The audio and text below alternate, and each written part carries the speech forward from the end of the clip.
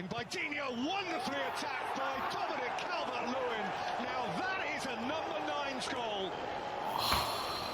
Yes, yesterday we lost to Everton. But guys, on a lighter note, welcome back to another video. This is Scrolls and Gossip. You're watching me, Calum, and today I'm bringing you a brand new video. Today, I'm going to be reacting to Tottenham's new FIFA 2021 ratings.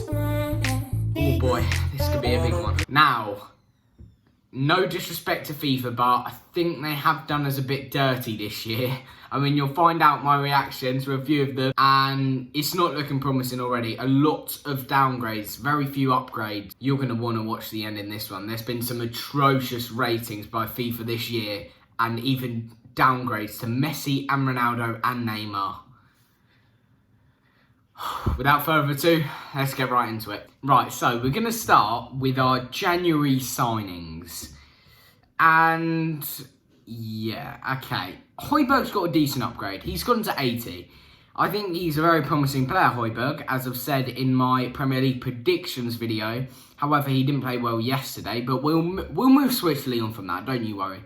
We don't want to talk too much about yesterday. One of the more surprising ones, although he probably isn't one of our best players, is Davinson Sanchez. Now, I think you might remember a couple of years ago, Davinson Sanchez was probably one of the most used centre-backs in the whole game, if you play FIFA as well, like me, and he was 84 rated. They've done a dirty one on him this year, boys. They've put him to a non-rare 81 rated. They've given him 74 pace. He's a lot quicker than that. 81 physical. I mean, now he's just being harsh. 82 defending. Actually, it's probably about right, to be honest. But we've got some positive news. Actually, no, we don't. Lo Celso's been downgraded as well. 82. He was arguably one of our best players last season, and to see him slip down to an 82, it's disappointing. Now, we move on to a more positive one. Actually, no we don't. We have another downgrade. Dele Alli's downgraded again. To be honest, obviously I don't want him to be downgraded. He's a Tottenham player. I don't want any player to be disregarded in any way, but he probably could, deserve a downgrade. He was poor last season. He wasn't helped a lot by injuries and obviously the pandemic coming back, but that's every player's in the same boat there. 83 rated is still a considerable rating for Dele Alli, but that is nowhere near the worst one that we've got for you. Right, we'll move on to them later.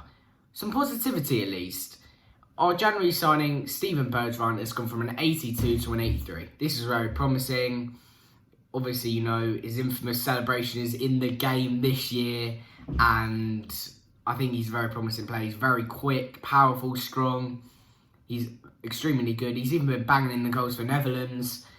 This player is an extremely exciting, promising talent, and I can't wait for him to have his full season in the Prem. Another harsh downgrade.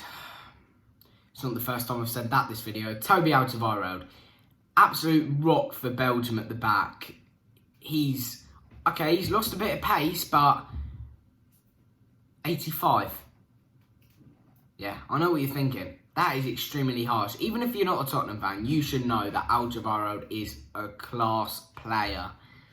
And 85 is harsh. 72 passing. Have you seen his passing? It's an 80 at least. Okay, at least they've given him 87 defending. I mean, that's the least they could do to Toby. Someone who doesn't have 87 defending, and probably for the right reasons, but could have moved up a couple of notches, is Lucas Moura. He's lightning, Lucas Moura. 92 pace, the bald genius. He's very good off his head.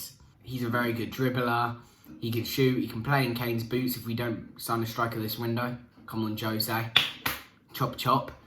But he's a very promising player. And if you've watched the Tottenham Hotspur documentary, I recommend you watch it on Amazon Prime, because he is one of the most influential players in the whole dressing room and can't say a word without saying, "Come on, you Spurs." Right, this is another player who is one of the best wingers in the Premier League. We all know this. He's extremely good. He scored the goal of the season last season in the whole Premier League. And he hasn't had a downgrade, but he's had a position modifier, which I think is fair because he won't be playing striker that much this season. But it's Heung-min Son, also known as Sonny by the Spurs fans. He's got a 5-star week for extremely good. Very good dribble of the ball. Can take on players like there's nobody's business. But Heung-min Son is a machine, and he's going to be a machine in the Premier League for Spurs this season. Mark my words. And then we move on to the really controversial ones. A World Cup winner. His distribution may not be the best, but his shot stopping is on a different level. Our club captain, and they've downgraded them. Yes, you're hearing correctly. They've downgraded Hugo Lloris, one of the best goalkeepers in the Premier League.